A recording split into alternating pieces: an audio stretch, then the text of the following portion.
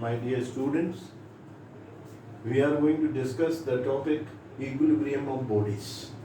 As the definition says, that whenever a body is acted upon by number of forces and these forces produces no change in its state of rest or in its translatory motion, then the body is said to be in equilibrium. Means that consider, for instance, a body vertically hanging in air with the help of a thread, just like a simple pendulum. Pendulum is at rest. Now, first and foremost is that we ought to know that what are the forces which are acting on a pendulum.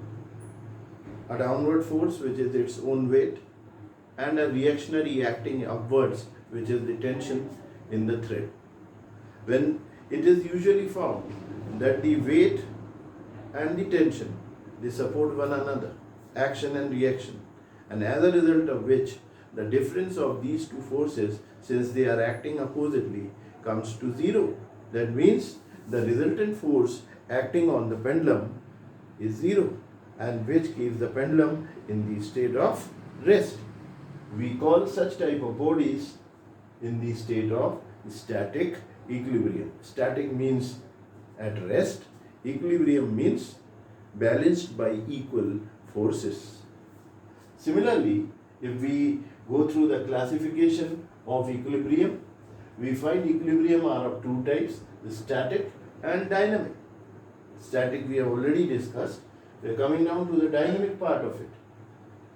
As we all know, boys, that the motion performed by a body can be translatory, linear, or otherwise rotatory.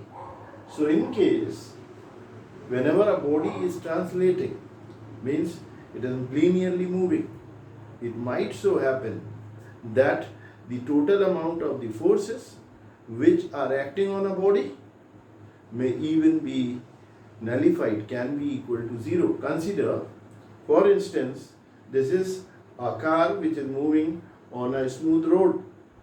Car is moving on its four wheels. These four wheels are on the ground.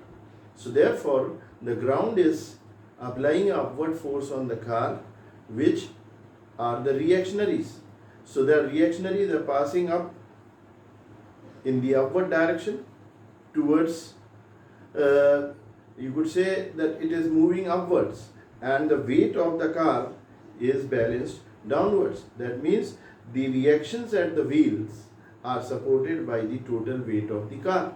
Similarly, when the car is moving in the front direction, the force of the engine is balanced by the what you would say, the frictional forces, and as a result of which these two forces are also in the state of equilibrium, and hence there is a smooth working of the car. Likewise, if a body is hinged at one point and it begins to rotate under the action of two forces, one acting vertically downwards, other acting vertically upwards, it may so happen that these may not be the two forces alone. There can be many other forces which the body is experiencing. So what we do is, we ought to calculate the torque acting, total torque acting on the body. That is to say that the moment of the force about the pivot point, and the resultant of all the forces summated together may even be equal to zero. That is, sigma tau is equals to zero. That is to say that algebraic sum of moments of all forces on our body about a point of rotation is taken as zero. And in that case also, the body shall continue to move, continue to describe motion, whether translatory or rotatory, as per the conditions allow, and we will call that as a dynamic equilibrium. Whenever the word comes dynamic, means it is motion. Whenever the word comes static, it is at rest. Thank you.